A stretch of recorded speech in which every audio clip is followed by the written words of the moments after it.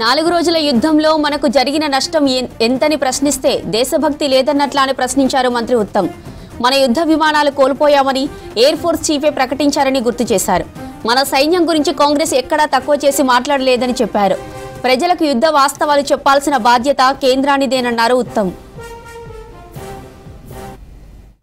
భారత వైమానిక దళం యొక్క చీఫ్ ఏపీ సింగ్ గారు ఏమన్నారంటే, భారతదేశంలో సరిపోను యుద్ధ విమానాలు లేవు.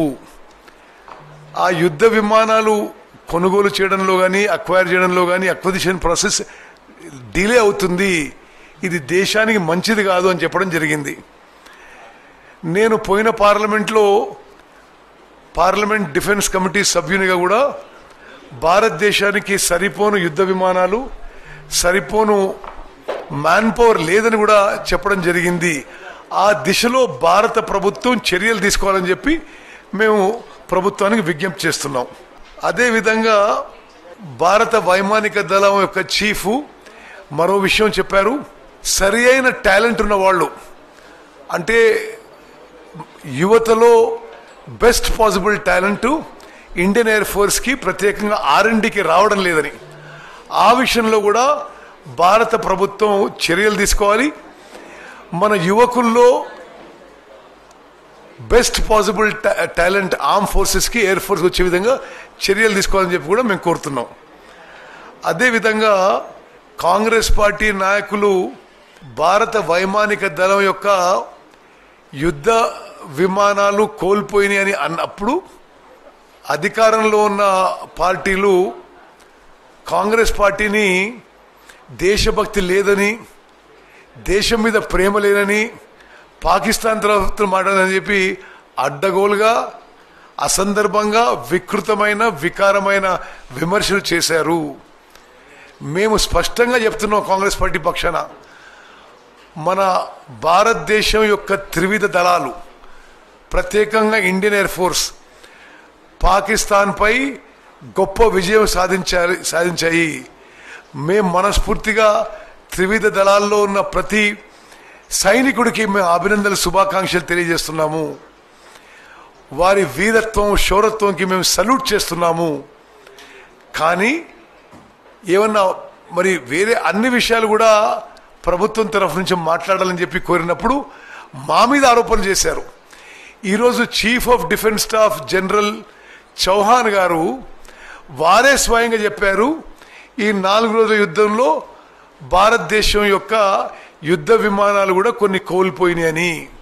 ఈ విషయం మరి ప్రజలందరికీ తెలవాలి.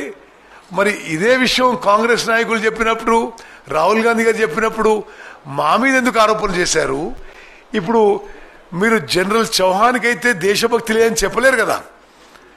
అదేవిధంగా ఆ DGMO director general military operations briefing అప్పుడు కూడా DG air operations air marshal Bharati గారు కూడా ఈ విధమైన సంకేతాలు ఇచ్చారు.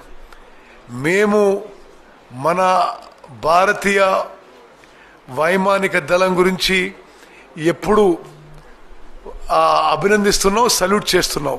కానీ జరిగిన విషయాన్ని దేశ ప్రజలకి తెలియజేయాల్సిన బాధ్యత భారత ప్రభుత్వం ఉండాలని చెప్పి మేము కోరుకుంటున్నాం. మేమేమంటున్నాం, భారత త్రివిధ దళాలు గొప్ప విజయం సాధించినవి, సల్యూట్ చేస్తున్నాము. కానీ అంతర్జాతీయ మీడియా ఏమంటున్నది, ఇవన్నిటి గురించి నిజాలు కూడా చెప్పండి అంటే దాంట్లో ఏం రాజకీయం ఉంది? మేము చెప్పిన దానికి ఈరోజు chief of defence staff general Anil Chauhan చెప్పాడు కదా, అదే ప్రశ్నగా మేము అడిగింది ఇదివరకు. ఎస్, భారతదేశం యుద్ధ విమానాలు కోల్పోయినవని అదే విషయం మేము గతంలో అడిగినాం. మాకంటే ఎక్కువ దేశభక్తి, పేట్రియాటిజం ఈ దేశంలో ఇంకా ఏ పార్టీలో ఎవరికి లేదు. గాంధీ కుటుంబం కంటే ఈ దేశానికి త్యాగం చేసిన మరొకరు లేరు.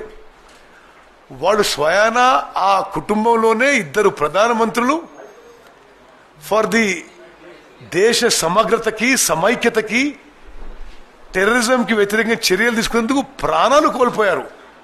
వాళ్ళని పట్టుకొని వీళ్ళు అడ్డగోలుగా మాట్లాడడం, ఇది వాళ్ళ అసలు స్వరూపం ఈరోజు బయటపడ్డది. ప్రపంచంలో మానవ జాతి పుట్టినప్పటి సంది యుద్ధాలు జరిగినప్పుడు మన విజయాలేంటి, మన నష్టాలేంటి తేట తెలంగా అన్ని పక్షాలు ప్రకటిస్తాయి. దాంట్లో లోపల ఏం మాట్లాడుతున్నావు, బయట ఏం మాట్లాడుతున్నావు అంటే అర్ధరహితమైన విషయం.